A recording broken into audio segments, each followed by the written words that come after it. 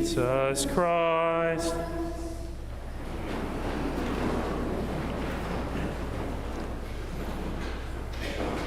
Well, first I want to start off with a thank you. I know many of you over the last few weeks have prayed for my grandmother, and on Friday evening she passed into eternal life. And so I just ask that you pray for the repose of her soul and for my mom's family. My grandma's name is Eileen Bolin.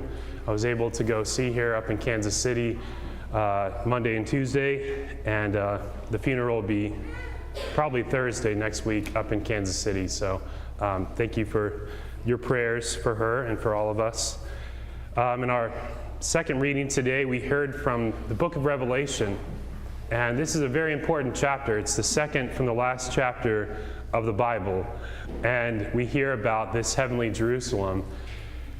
And this is the church in its fullness, the church in its completeness, and there's lots of descriptions. This is where we get the idea of like gold roads and pearly gates and all that kind of stuff. So you should go back and read it, because there are many things that are left out from our lectionary reading. But all of these things are meant to be understood symbolically. They're not meant to be taken literally. They're supposed to teach us something. It's trying to describe what is incomprehensible.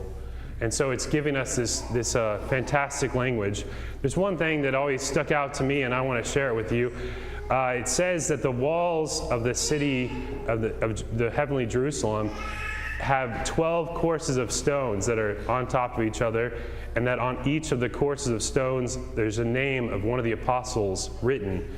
And then the lectionary left this out, but it describes precious stones that are embedded on each level of that coursework, and each of these corresponds with one of the 12 apostles. So I did a little bit of work, you might not find this interesting, but I did, about the different stones and which apostle they represent. So I'm going to read this to you, and then afterwards share a couple ideas of what we can take away from it. So it says that the first course of stone was jasper, which is like a red stone that's very dense. And this represents Peter, and on account of the firmness of his faith. The second, sapphire, which is blue like the sky, represents Andrew because of his heavenly life and love. The third, chalcedony, it's a pale brown, and it represents St. James the Greater, who was burning with zeal. The fourth, emerald, which is green, and that represents John. He was the youngest apostle, so it represents his youthfulness. Fifth, sardonyx, which can be white, represents Philip because of the purity of his mind. The sixth, carnelian, is kind of a brownish red, and it represents Bartholomew, who was martyred by being flayed alive. The seventh is chrysolite, which is green like the sea. This represents Matthew, because he was a penitent. He changed from his life as a tax collector to an apostle, and the sea is always changing, so it's a representation of that. The eighth is beryl, which is a blue-green color. This represents Thomas. Thomas was the doubter, but Jesus confirmed him and strengthened his faith in the resurrection. Ninth, topaz, a yellow stone, represents James the Less, who was radiant in sanctity. 10th, chrysoprase, which is like an apple green stone, and it represents Jude Thaddeus. And the green represents wisdom. I guess green apples represent wisdom. And 11th, hyacinth, which is a dark blue, represents Simon, and he was known for the sweetness of his manners. And 12th, amethyst, which is purple, represents Matthias, the replacement for Judas, and he is the last of all the apostles. And so you can imagine in our minds all these different colors going up the walls. So what can we take away from this? Well, first of all, the importance of the apostles in our faith. We will recite the Nicene Creed here in a few minutes, and we'll say that we believe in an apostolic church.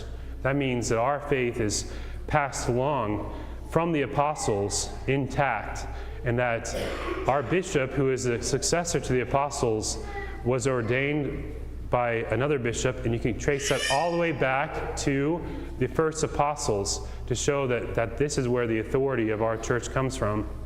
And St. Paul gives this idea that the church is like a living building.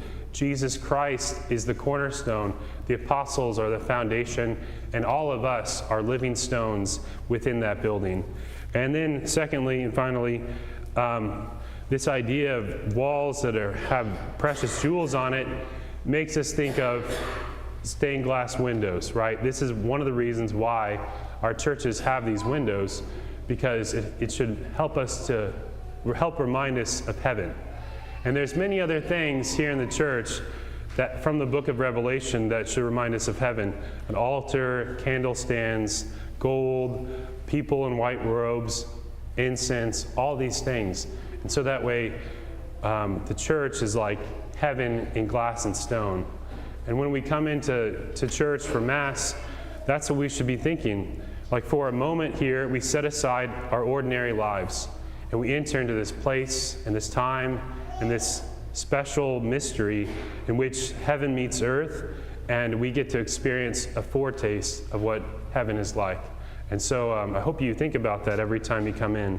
But just those two things. The apostles are very important to our faith, even today.